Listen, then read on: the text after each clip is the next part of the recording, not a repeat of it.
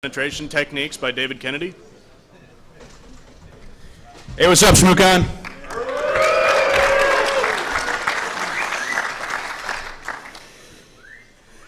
So my name's Dave Kennedy. I'm a partner and practice lead at Secure State, which we do information security consulting. A little bit about myself.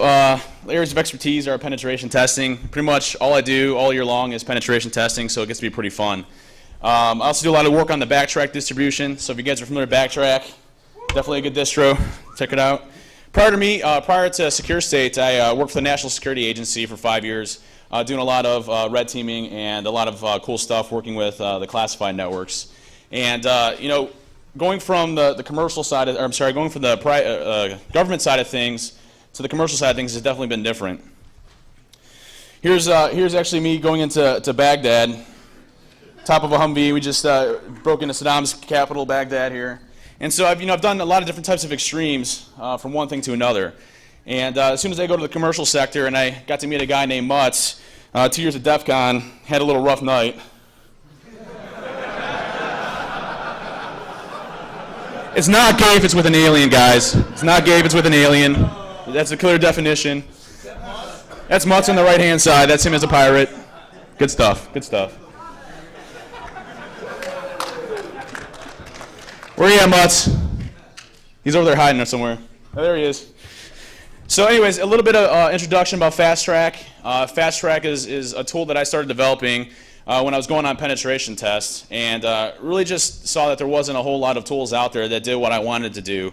And a lot of the advanced attacks would either take me 2 or 3 days, and I found out that I can either really automate them, come up with some new attacks, and really try to package it so that we can put it up into the open source community.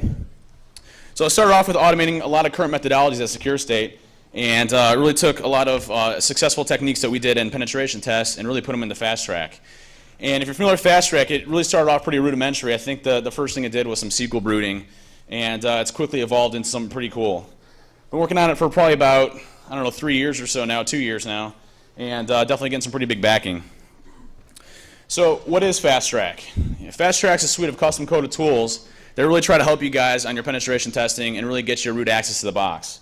Throughout this entire presentation, you'll probably see me pop about 9 or 10 different types of shells, GUIs, interpreters, whatever you want to do. It's going to be pretty cool. So we're going to go through some different scenarios going through the different types of attacks on FastTrack. Some of it's going to be SQL injection on steroids, MS SQL brooding with a twist, some query string ownage, exploit rewrites, and destroying the client, and some auto ownage. All right, so scenario 1, you're a pen tester for company X. One host responds with a web server port 80. What do you do?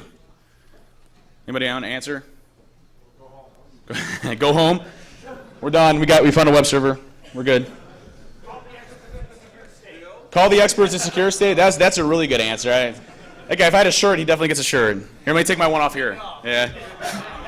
Just got to warn you guys, yesterday at the pub, I'm pretty much notorious there. Almost got booted out. So as soon as I start drinking, I start losing clothes for some reason. I'm not sure exactly what happened last night, but wasn't good. All right, so let's pop a box.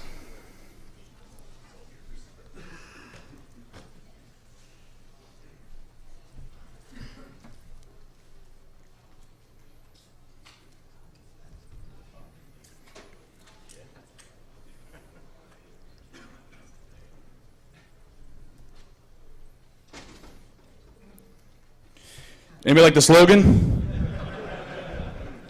My wife thought it was catchy. She laughed at me. I don't know why, but. Maybe because you're done in 3 minutes with her. That's what I was hinting at. You have to point it out. Totally ruined the joke, dude. Come on. Get that guy out of here. So we've added some really cool stuff with 4.0, which is getting released today. And at the end of at the end of this presentation, I'll get you guys a link to the Subversion repository. It's also included on Backtrack 4 already, so if you've gotten the beta over at Mutz's pod over there, it's on there. One major feature that we did is the lights glow, or the eyes glow. I sit there all day long at work and just like, scary. All right, so you can see that the interface is definitely redesigned. We put some blood hanging from there, some really cool stuff. But if you go into the Microsoft SQL tools, I'm going to show you a quick tool.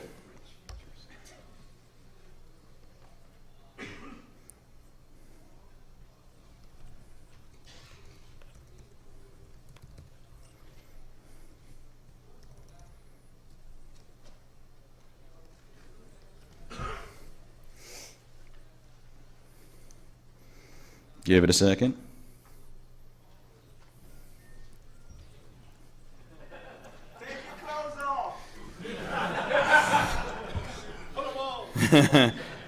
As if to warn anybody in the front, if anybody was in the Rick Farina talk, I was the guy that got him on the side of the head with the lemon.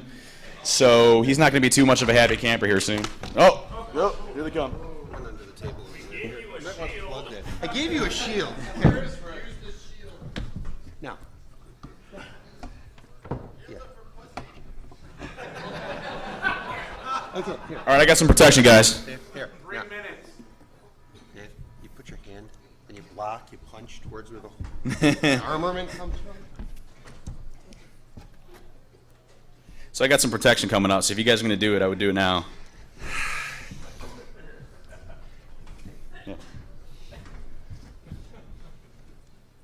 I should just let All right. Oh, God. Not bulletproof, it's merely bullet resistant. Even doors opening are kind of getting me going here.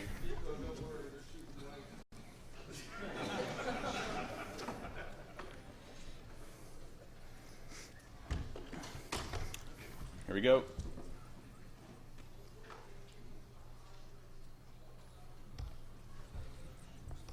What do we got here?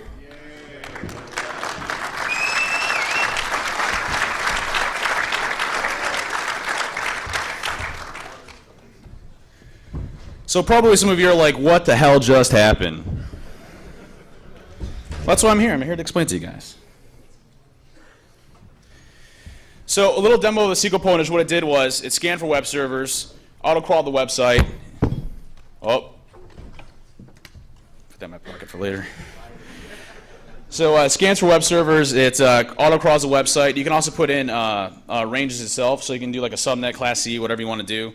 It looks for 80.443, 8080, and what it attempts to do is really try to find the web servers out there, crawl them, supports both SSL and HTTP. And then it fuzzes all post parameters within the website. Query string parameters are coming soon. If you guys don't know, post parameters, when you're filling out a form, you hit submit.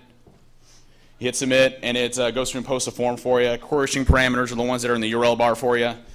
So query string parameters are coming soon.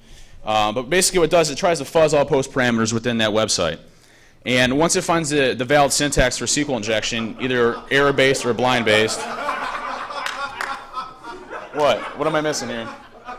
What am I missing? Oh, God, I'm in trouble, aren't I? I'm not the direction you need to worry about. There's a reason I'm this way. Oh, God. Yeah, I have no idea what's going on right now. Something new and different. Listen, listen. If I take my clothes off, will they stop? Will they not attack me? I mean, what's that? The underneath? Shit.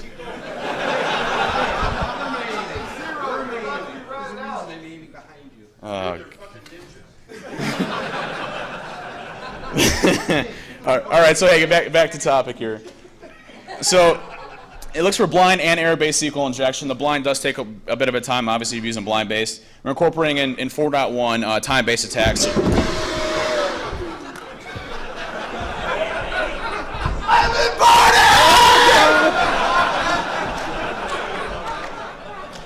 Dude, you got me in the nuts with that thing. You did. You shot me right there. Friendly fire! Wow. Just another day of Shmoocon, guys. Another day of Shmoocon.